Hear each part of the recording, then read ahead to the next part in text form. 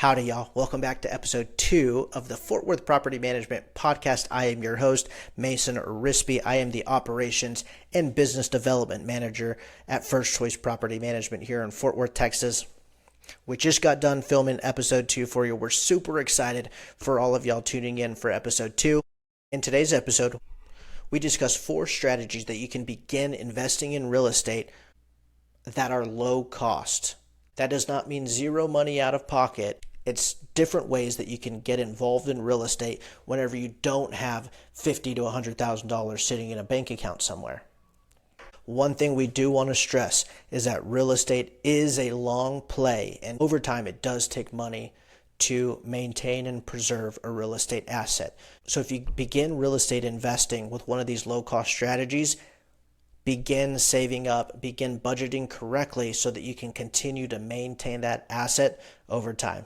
All right, guys, I'm super excited for you to hear today's podcast. Thank you so much for tuning in to episode 2. With that being said, let's get right into it.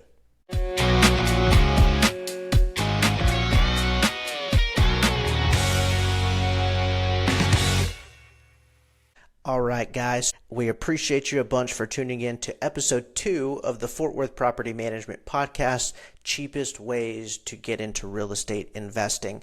I want to start with real estate in general. You may be thinking, I don't have $50,000 to $100,000 in my bank account, but I've heard that real estate is one of the best investment strategies that you can have. And you're correct. With real estate, there are multiple ways to build wealth, even with just one property. Investing in real estate is extremely attractive because it has multiple different ways to build wealth. I mean, just to name a few, you have appreciation, so the asset goes up over time as you hold it. Tax advantages, and so when you're a landlord, you get deductions on things like expenses, repairs, mortgage interest, stuff like that. Cash flow. So if you have a low mortgage and you end up renting the property for more than that mortgage, everything left over is just extra income, extra cash flow that you have each month. And then equity pay down, right? You have another person living in the house paying rent on it.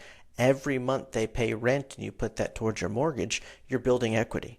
So over time, as you rent the property out, somebody else is paying your mortgage and you're reaping all the benefits for it. That is just the tip of the iceberg in why people want to jump into real estate investing so quick. And there are some cheap ways to get into real estate investing. I know firsthand, I've done it myself. I do not have hundreds of $1,000s in the bank just to put down on one single rental property. But my wife and I do own 2 single family homes here in Fort Worth, both of which we put minimal money down. Not no money, minimal money down. And we'll get into that a bit later on what that means. First, I do want to start off with a few strategies to avoid.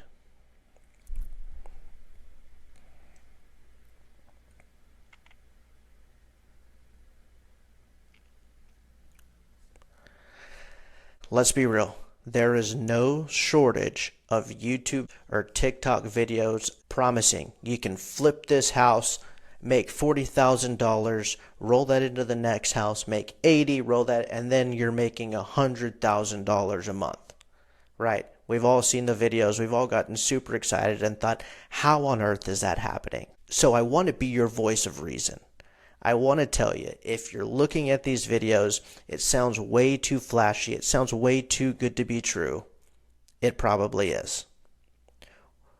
The one thing about real estate is that, yes, it is an incredible investment strategy. The number one thing you have to endure to be successful is time. It takes time.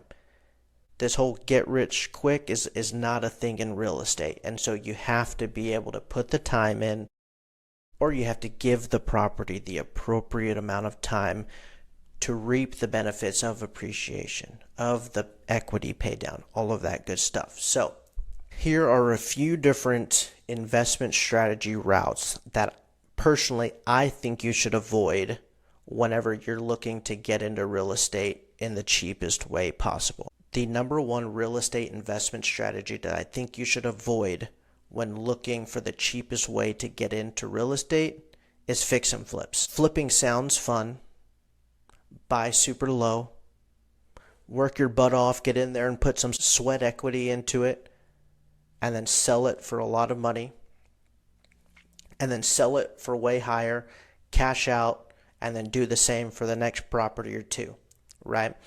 And it sounds really nice. The payoff potentially could be one of the highest that you get with very quick capital up front.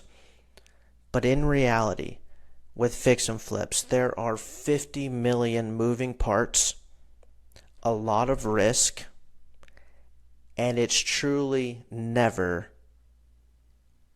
no money down or low money down. So let me explain to you where these costs come up and why it is not a good option for getting into real estate in the cheapest way possible. Majority of the time, if you want to fix and flip, you either have to have all the cash to purchase the property initially or all the cash to pay for the rehab budget. Money is typically needed upfront for either the purchase or the rehab during a fix and flip. All the videos online are telling you use a hard money lender. A hard money lender will loan you money based on the deal. So you don't need a credit score, you don't need great income. They'll look at the deal and its potential for you to make money, and they will lend to you based on that deal. And while that is great, they charge you interest-only monthly payments. And so you have to pay a percentage of the purchase price of the property. So if the purchase price is under $100,000, you're looking at about $1,000 a month to hold this property until you fix it up, get it ready to go, and then sell it. But here in Fort Worth, you're typically buying a single family home that's really run down for $175,000 to $250,000. So that means monthly you're paying on average about $2,000 a month just to hold this thing. On top of that, you're having to find contractors, work with their delays. You're going to end up finding things that are over budget. It's inevitable. You can budget for everything. You will still find stuff that's over budget. And then on top of all of that, you have to time the market to list it at the appropriate time. Once you list it, you'll have at least 30 days to find a buyer.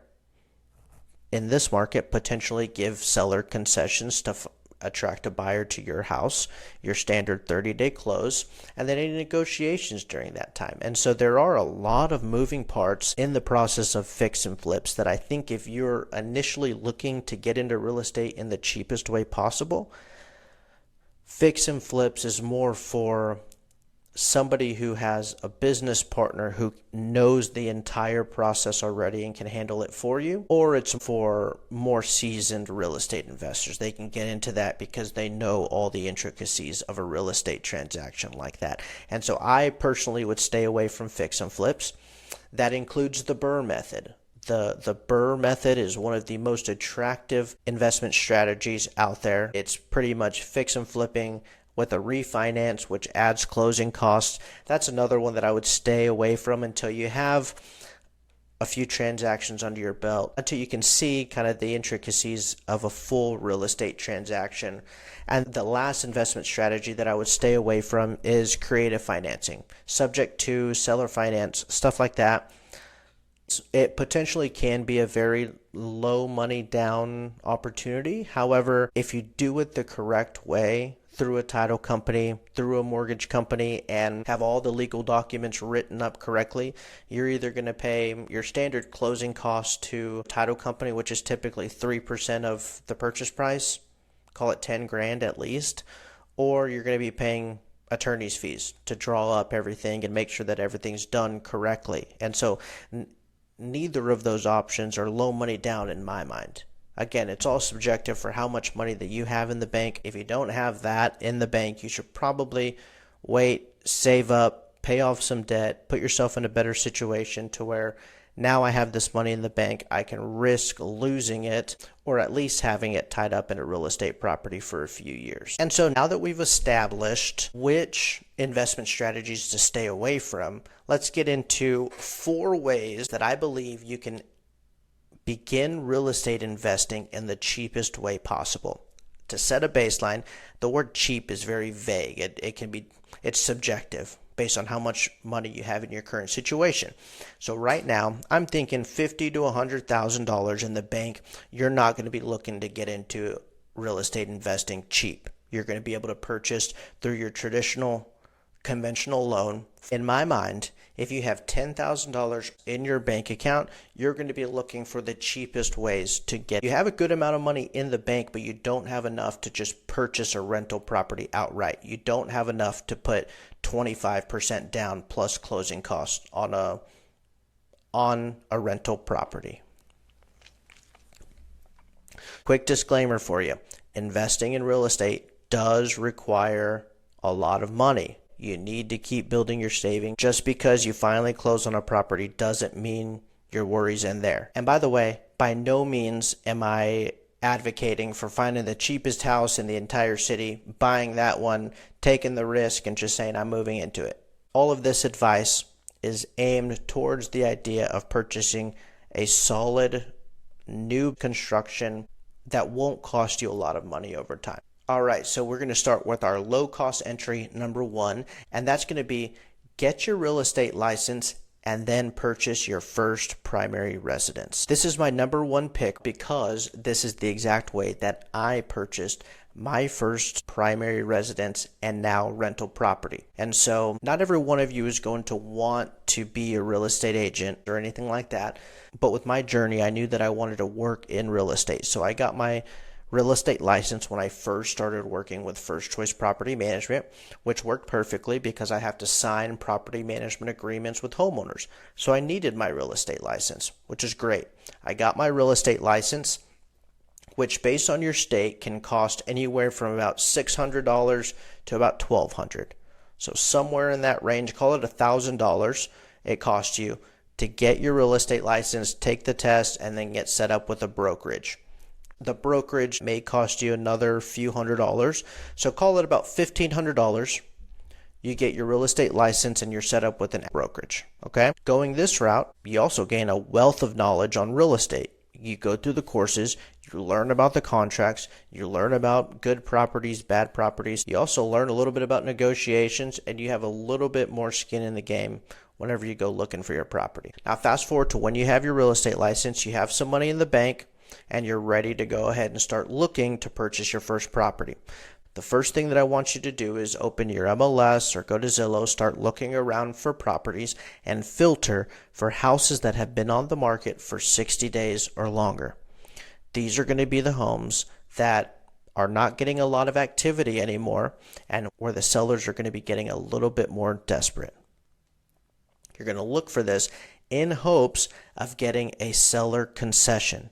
AKA, you're going to try and get the seller to pay for your closing costs. Once you find those houses, start putting offers in on those properties with a seller concession. Based on your purchase price, you want about 2 to 3% of the purchase price. Here in Fort Worth, that's anywhere from about $8,000 to $11,000 in a seller concession to pay for your closing costs. Okay? Now, once you find these properties and you want to submit your offer with the seller concession, and then you also want to get an FHA loan. An FHA loan only requires 3.5% down to purchase the property. Your standard transaction is typically 3.5% down for your down payment and then 3% for your closing costs. Once you find a property where your closing costs are covered, all you have to worry about is your down payment. In this case, with an FHA loan, it's 3.5% down. However, since you got your real estate license and you are going to be the agent representing yourself in this transaction, you are going to earn a 3% commission at closing. So now you're going to apply that 3% commission to your down payment. All you have to bring to the closing table is 0.5% of the purchase price to close on the property. So if you bought a $300,000 house here in Fort Worth, Texas, you got your closing costs covered, you use an FHA loan, and get 3% as your commission, you have to bring 0.5% to the closing table to cover your cash to close. That would be $1,500. So to sum it all up from the very beginning, you need about $1,500 for your real estate license. You now need $1,500 to bring to the closing table.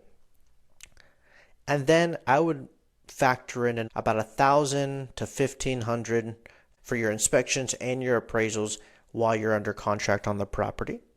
So with all that being said, if you go the route of getting your real estate license, representing yourself whenever you purchase your own primary residence, total, on average, you'll need about $4,500 over the span of 6 months.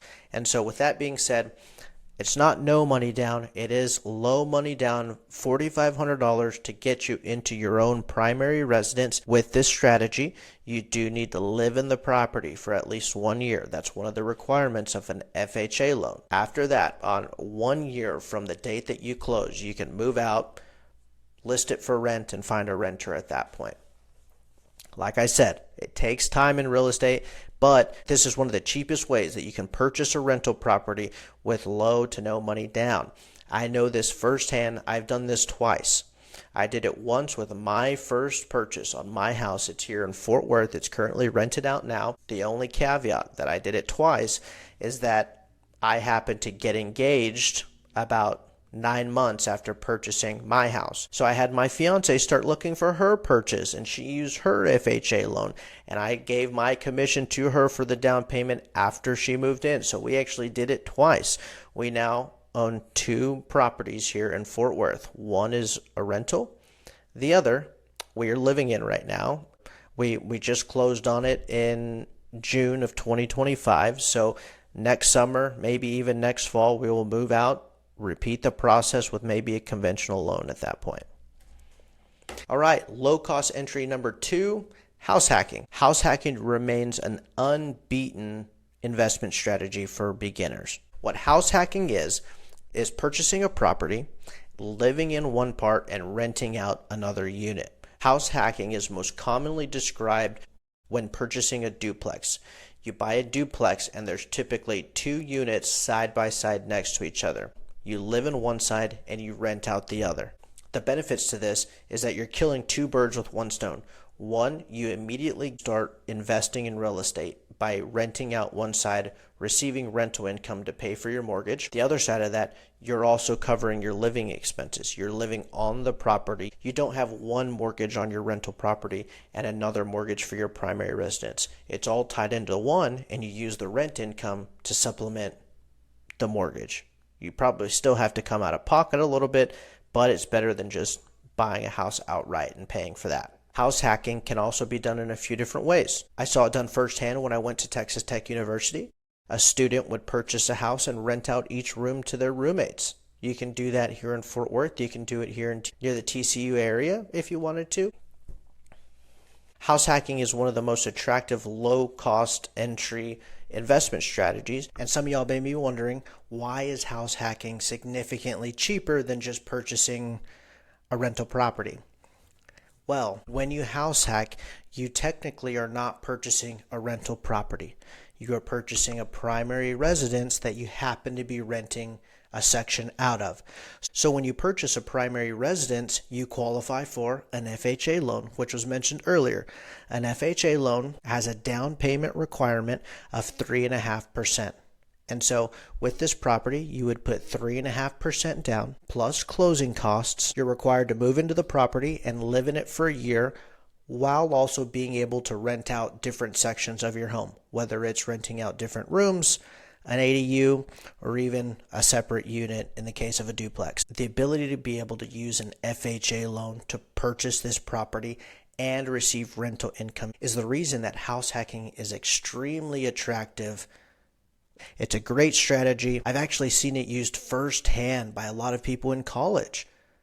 Students who know about this in college will either use their parents' help or are smart enough to begin purchasing real estate in college. They will purchase a property, find 3 of their buddies to move in with them, and they will rent out each individual room to their roommates.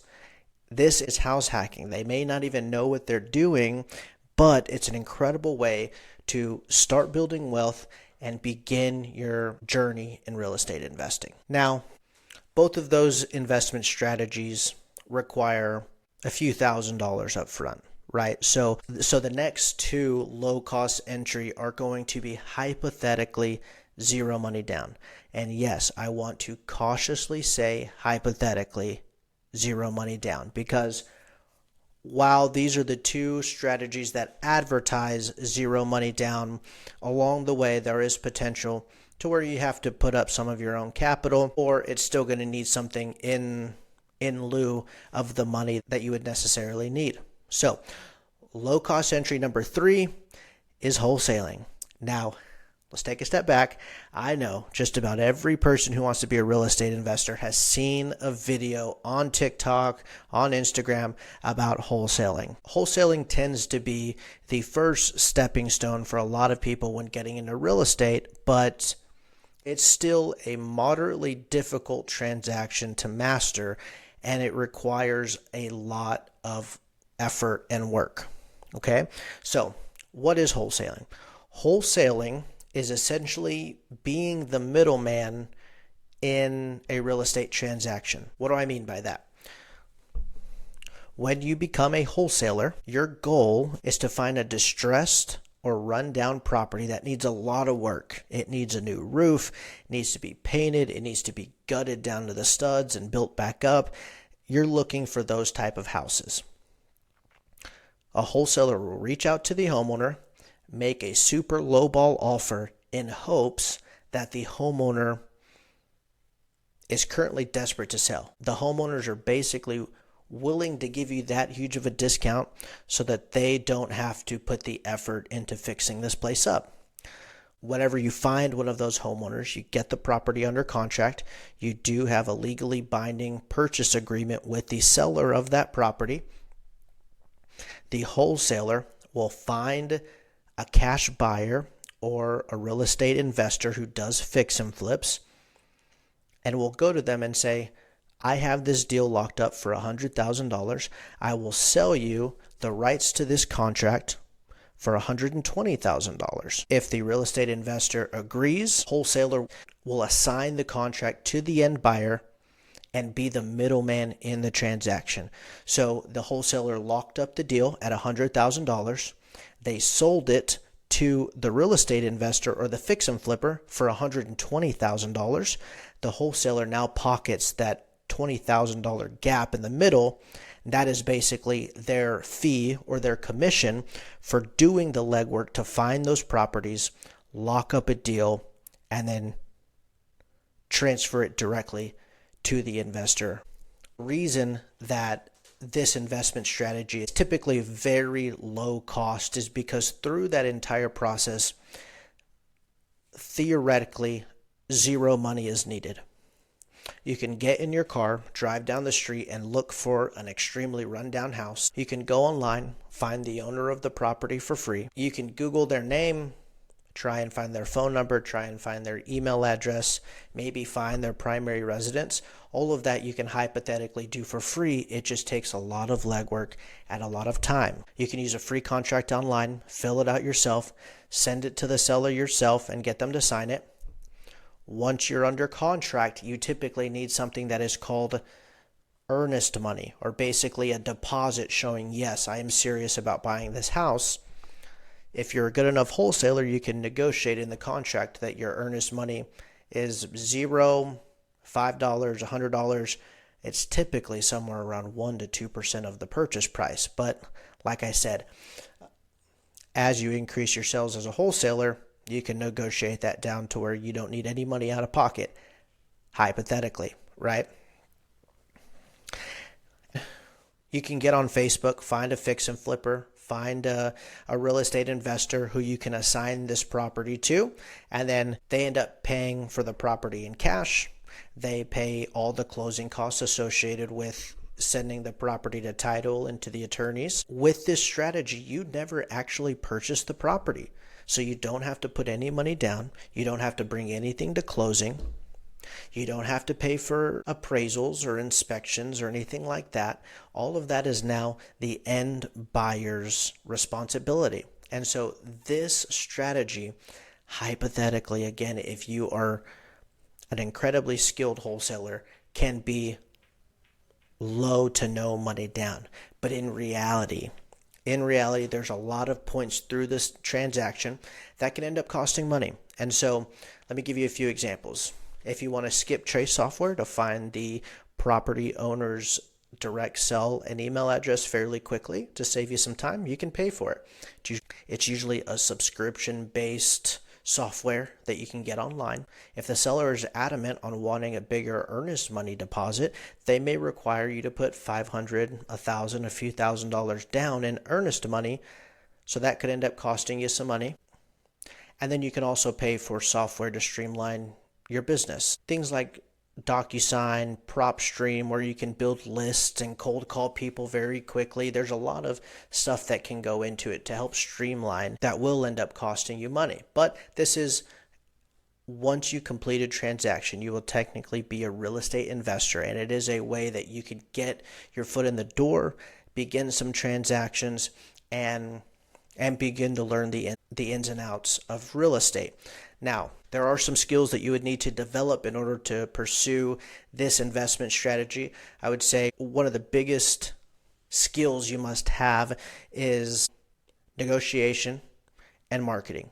You have to be able to market yourself well enough to where you have a reputable brand behind you, and then you have to have negotiation skills to be able to, one, convince a seller to give you their property at a big discount, two, negotiate low cost for you throughout the contract, and then three, have the ability to assign that over to an end buyer. So there are a lot of skills that you need. You will also have to learn how to properly value a property. If you're not able to do that, wholesaling will be very difficult, and you'll struggle to lock up deals, one, with the sellers, two, with the end buyer. If the end buyers don't think it's a good deal for them, they'll back out and not close the contract. So a lot goes into wholesaling. It's not just zero money down, but it is a way that you can get your foot in the door, begin and start learning the ins and outs of real estate. And last, definitely not least, low cost entry number 4 is partnering or joint venture. So joint ventures are basically partnering together with somebody to get a real estate deal done. Each partner must have their own particular skill set or asset that they provide to the partnership.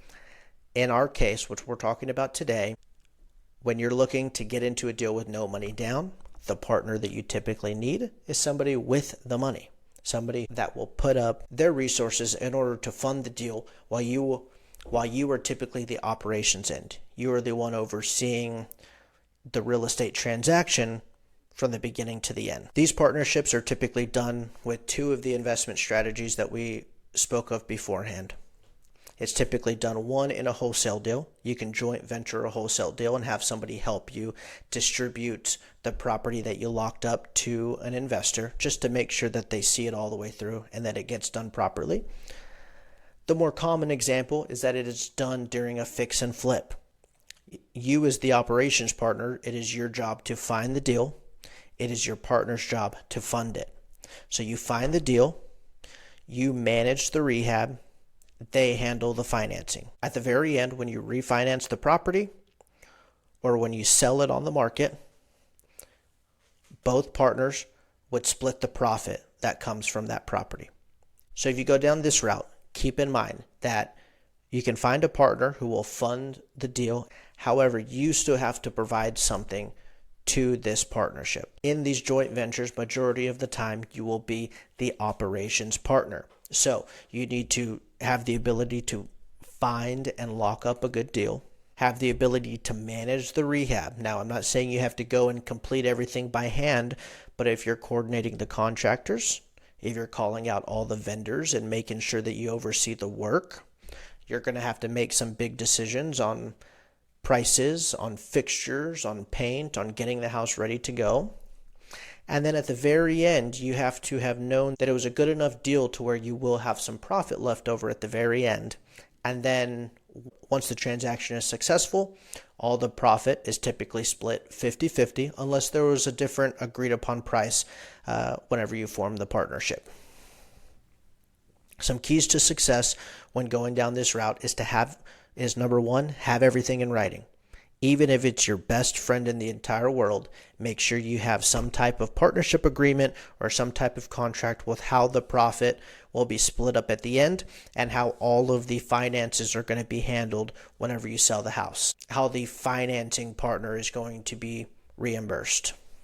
Another key to success for this route is to be upfront about the goals, the timeline, and each person's role. You do have to actively define that.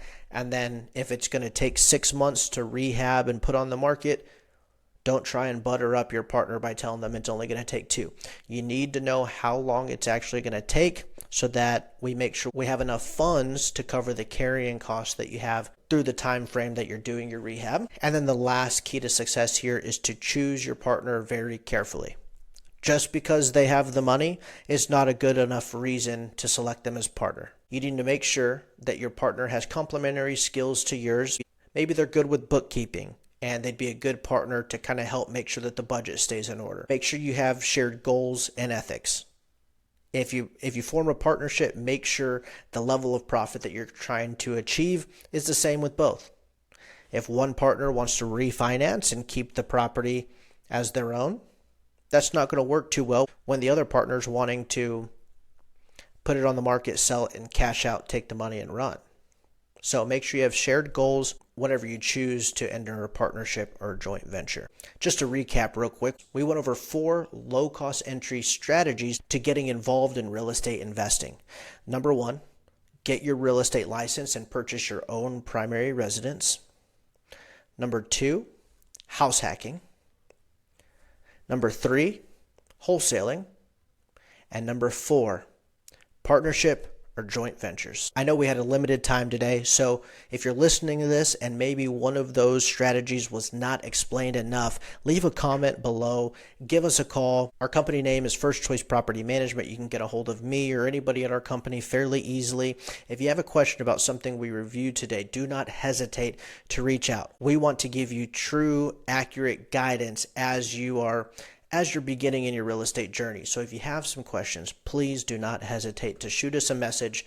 We will get on a call and we're happy to clarify any of the strategies discussed in today's episode. I really enjoyed today's episode with y'all. I want to be as open and honest about some of these investment strategies so that you have a place that you can go to that you know you can actually trust. We are all sold a lot of hypothetical dreams on TikTok, Instagram, and YouTube, and I want to be the place that you can actually trust when it comes to real estate because we've done it and we've been there before. So if you're just starting out in real estate and you're looking to get involved in real estate investing for cheap, try to avoid strategies that are either complex or have large enough risk to just drain all your cash and your confidence.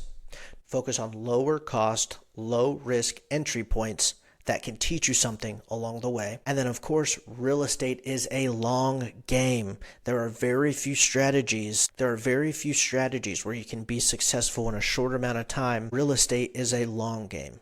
Success builds over time, not overnight. Even with wholesaling, it takes months to get started, get a deal under your belt, and have success. So when it comes to real estate investing, the number one thing you have to endure to build wealth and be successful is time.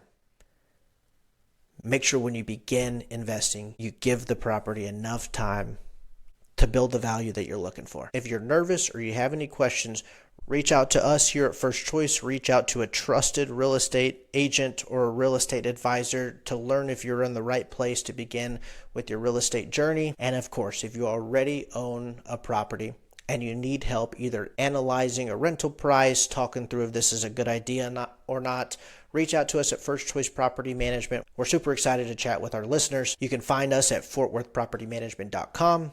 You can leave a comment under this episode and we will be checking comments daily. We really appreciate you tuning in to episode 2 of the Fort Worth Property Management Podcast.